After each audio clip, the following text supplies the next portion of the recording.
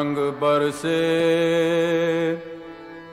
भीगे चुनर वाली रंग बरसे।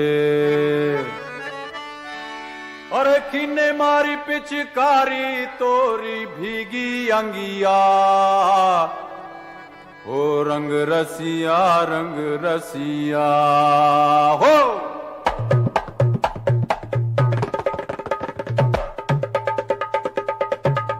भारत में जनवरी से दिसंबर तक त्योहारों की धूम होती है। मकर संक्रांति से त्योहारों का जो रेला शुरू होता है वो दिसंबर में किसी छोटे मोटे त्योहार पर जाकर खत्म होता है। हम लोग दिवाली को अपना सबसे बड़ा त्योहार मानते हैं, लेकिन एक और त्योहार है जो अपनी हुड़दंगई के चलते सबका प्रिय है, सबको मजा आता है। आप समझ गए होंगे कि मैं किसकी बात कर रहा हूँ। जी हाँ, मैं होली की ही बात कर रहा हूँ। सोचा कि आज आपको होली की कोई कहानी सुनाई जाए। दोस्तों, मैं अतुल हूं। आज सुना रहा हूं मेरी खुद की ही कहानी, होली की हुड़दंग में जीजा जी बिफरे। तो कहानी का सिलसिला आगे बढ़ाते हैं।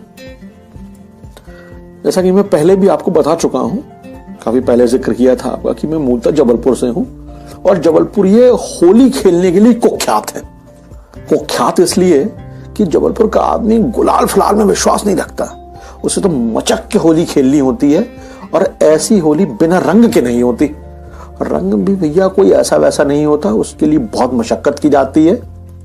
जबलपुर में कई साल पहले तोले वाला रंग आता था, अब तो सालों से पता नहीं, क्योंकि अपन जबलपुर में है ही नहीं। लेकिन कभी ये रंग सराफा गुरंदी, जबलपुर के कुछ खास इलाके हैं, कि कुछ दुकानों में मिला करता था। दुकान वाले दावा करते थे कि भैया हमारे रंग को एक बार चेहरे पर चुपड़ दे हो तो सामने वाला एक हफ्ते के लिए फुर्सत हो जाएगा। स्कूल कॉलेज के दिनों में अपन ने भी रंग के लिए बहुत मारकाट मचाई। कभी तोला वाला रंग नहीं ले पाए, पर रंग लेते वक्त दुकानदार से हमेशा ये जरूर पूछ लेते थे, गुरु ये कितनी देर चलेगा। और दुकान वाला भी जबलपुरिया अंदाज में जवाब देता था कि भैया बेफिक्र रहो, जेखे लगा दे हो तो छोटा छोटा सामने वाली की जान निकल जाए, मगर रंग छूटन को नाम न ले है। खैर, वक्त ने करवट ली, अपन रोजी रोटी की तलाश में दिल्ली निकल लिए। लेकिन कई होलियां दिल्ली मनती नहीं। लेकिन यार वो बात नहीं आ पाती थी। वो बात क्यों नहीं आ पाती थी, इसका खुलासा आगे करूंगा। दिल्ली में कुछ करते कराते अपन पत्रकार की नौकरी करने लगे। बात 2008-9 की होगी।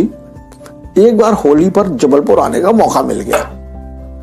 अपना घर धारताल इलाके में है, अभी भी है। कुछ दोस्त घर आए हुए थे। होली का हुड़दंग बेरोक टोक जारी था, जैसा कि होता है। जो भी आए हुए थे मित्रगण, वो लोग होली का कार्यक्रम संपन्न करके, यानी पूरा रंग रोगन करके निकल लिए। थोड़ी देर में एक मेरे दोस्त प्रदीप का फोन आता है।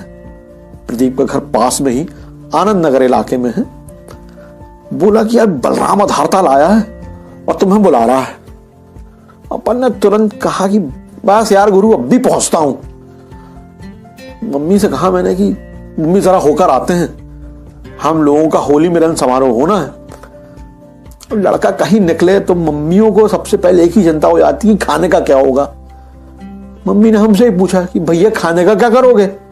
मैंने भी कहा कि आप परेशान मत होना, सब हो जाएगा। इतना कह के अपन अपनी बजाज सुपर अपन ने उठाई, और बजाज सुपर को यार अपन उस समय फरारी से कम नहीं समझते थे। प्रदीप के घर निकल लिए। प्रदीप के घर के जस्ट बगल में किट्टू नाम के एक दोस्त रहते हैं। किट्टू को सभी किट्टू नाम से ही जानते हैं। यह बात अलग है, किट्टू का सही नाम राहुल शुक्ला है, और राहुल शुक्ला नाम से किट्टू को शायद बित्ते भरी लोग जानते होंगे, शायद बहुत ही कम। बलराम किट्टू भाई के यहां ही मिल गए। किट्टू के यहां ही जमावड़ा लगा हुआ था। एक और परम में तो संतोष भी मिल गए। अब गुट बना मैं, प्रदीप, संतोष, बलराम और किट्टू। जमकर होली हुई। जिसके पास जो था सब असलहे से लैस थे, एकदम कस के। किट्टू प्रदीप की पत्नी को भी रंग लग गया। इसके पीछे बलराम का हाथ माना गया। तय हुआ कि अब बलराम की वाइफ को भी रंग लगेगा। इसके बाद ग्वारी घाट में जाकर नहाया जाएगा। मैंने ऊपर आपसे कहा था कि जबलपुर के बाहर कहीं भी होली अधूरी सी होती है, और इसकी वजह यही होती है कि होली खेलने के बाद अरे आपको घर में नहाना पड़ता है, और वही सीमित पानी 2 बाल्टी। जबलपुर में होली खेलने के बाद नर्मदा नदी, हम लोग भैया नर्मदा नदी को नर्मदा जी बोलते हैं, और वहां के प्रसिद्ध घाट में, गौरी घाट में जाकर कलर उतारा जाता है। होली के दिन आपको हजारों लड़के गौरी घाट में मिल जाएंगे।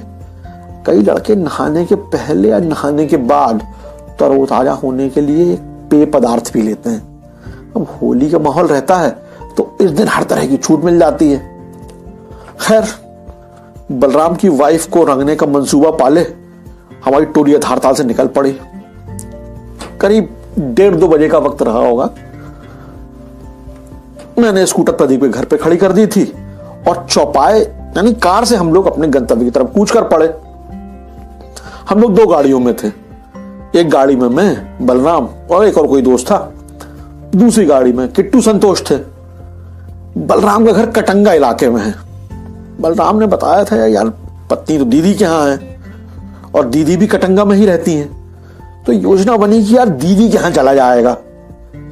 लेकिन जो होना बदा था उसे होली की खुमारी में हम लोग देख नहीं पा रहे थे। दीदी के यहाँ हम लोग यानी कि हम बलराम लोग पहले पहुंच गए। करीब 2:30 बज रहा था। इतने बजे तक सामान्य यूं कहें कि सभ्य लोगों की होली 12 बजे तक तो खत्म हो जाती है, पर हम लोग कहां सभ्यों की श्रेणी में थे। दीदी के यहां पहुंचे तो जीजा जी मिले। ऑब्वियस सी बात है, उनकी होली खत्म हो चुकी थी। वे नहा धो चुके थे, बढ़िया कुर्ता पजामा पहने हुए थे। स्वागत सत्कार किया उन्होंने, हम लोगों ने भी प्रणाम किया। जिया जी इंजीनियर हैं और अच्छी सरकारी पोस्ट पर हैं। जिया जी के साथ में बातें कर रहा था, सामने नाश्ता आ चुका था। तभी दूसरी टोली भी पहुंच जाती है घर। जिया जी बाहर निकले और जो नहीं होना था वही हो गया।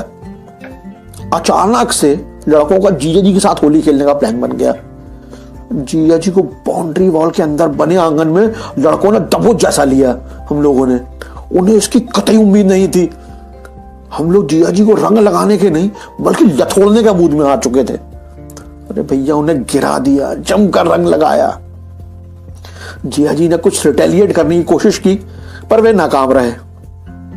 उन्हें अधिकतम गुलाल लगाने की उम्मीद थी, भाई वो नहा धो चुके थे, पर हम लोग तो बदतमीज होली खेलने पर आमादा थे। जितना रंग बचा था 3-4 बाल्टी में मिला मिलू कर पर उड़ेल दिया। जिया जी सराबोर, वे बुरी तरह नाराज हो चुके थे। उन्होंने यहां तक कह दिया कि निकल जाओ यहां से। हम लोगों को अब एहसास हुआ कि यार कुछ बहुत ही गलत कर गए हैं। हम लोगों की सो कॉल्ड इज्जत मिट्टी में मिल चुकी थी। बलराम की पत्नी को रंग लगाने की योजना फाख्ता हो चुकी थी। सब साला खत्म हो गया। अब तो एक ही काम हो सकता था कि ग्वारी घाट जाकर रंग छुड़ा लिया जाए। अपना समूह लिए हम लोग ग्वारी घाट क्षेत्र के एक अन्य जिलहरी घाट पर रंग उतारने पहुंचे। सब पानी में उतर तो गए पर मस्ती नहीं कर पा रहे थे। लग रहा था किसी ने सभी को कस के जुतियाया हो। जिया जी के हाथों इज्जत उतरवाने का गम हमारे चेहरों पर साफ देखा जा सकता था। हमने बलराम से कहा, अबे किस जन्म का बदला लिए हो? वो भी गरीब क्या बोलता, बस हंसकर रह गया। जिलहरी घाट में नहाने के बाद सबको कस के भूख लगी। सबका केवल एक चीज खाने का मन था, यार गुरु कहीं दाल चावल मिल जाए। करीब करीब 4 बज रहा था। होली के दिन जबलपुर बंद रहता है। आम राय बनी कि भैया सिटी कॉफी हाउस खुला होगा और वहां दाल चावल नसीब हो जाएगा। हम लोग की किस्मत इन सब के बावजूद थोड़ी सी अच्छी हो गई थी। कॉफी हाउस हमें खुला मिल गया। इसके बाद वहां पहुंचकर दाल चावल का भोग लगाया गया। गर्म दाल चावल से भी होली के बिगड़ जाने का गम नहीं मिट पाया। कुछ साल बाद बलराम को पुत्र रत्न की प्राप्ति हुई। इस समय मैं भी जबलपुर में ही था। मैं अपनी बहन के साथ ग्वारी घाट जा रहा था। तभी रास्ते में बलराम से मुलाकात हुई। उसी ने बताया कि यार बेटा हुआ है। मैंने कहा यार लौट कर मिलता हूं। लौट कर हम लोग बच्चे को देखने गए। वहां बलराम की दीदी मिली। उन्होंने सब अद्भुत होली और उसके बाद हुई हम लोगों की हालत की मजेदार कहानी सुनाई। हंस हंस के लोटपोट हो गए। इस बात को कई साल बीत चुके हैं, बहुत पानी बह गया है, वैसी होली भी नहीं खेल पाए, पर विश्वास है कि जिया जी ने अब तक हम लोगों को माफ कर दिया होगा। बस यही थी आज की कहानी। दोस्तों, हमारे त्योहार हमें ऊर्जा देने के लिए आते हैं। हमारी सारी उदासी, चिंताएं, टेंशन भूलकर हम कुछ पलों के लिए मौज मस्ती में डूब जाते हैं। किसी से हमारी भले ही अनबन हो जाए, त्योहार में अगर वो सामने आ जाए तो शुभकामनाएं देने के साथ वैर भी खत्म हो जाता है। यही हमारी परंपरा है। जिंदगी में हम सभी खुशियां चाहते हैं, लेकिन जीवन इतना आसान नहीं होता, कई तनाव घेरे रहते हैं। पर त्योहार तमाम कमी बेशी में हमें खुश होने, जीवंत होने और दोबारा से खड़े होने का मौका देते हैं। त्योहारों की इसी ताकत को समझिए और अपनों के साथ जमकर जश्न मनाइए। ज्यादा ज्ञान नहीं बघारूंगा। अगले शनिवार शाम 6 बजे आनी के YouTube चैनल पर एक नई कहानी लेकर आऊंगा। तब तक स्वस्थ रहिए, खुश रहिए, अपनों के साथ रहिए और सुनते रहिए मुझे, यानी अतुल को। आप सभी को होली की एडवांस में ढेर सारी रंगों से सराबोर शुभकामनाएं। जय हिंद। हरे रंग बरसे भीगे चुनर वाली, रंग बरसे भीगे चुनर वाली, रंग बरसे। ओ रंग बरसे भीगे चुनर वाली, रंग बरसे भीगे चुनर वाली, रंग बरसे। रंग बरसे भीगे चुनर वाली, रंग बरसे। Watch Honey TV.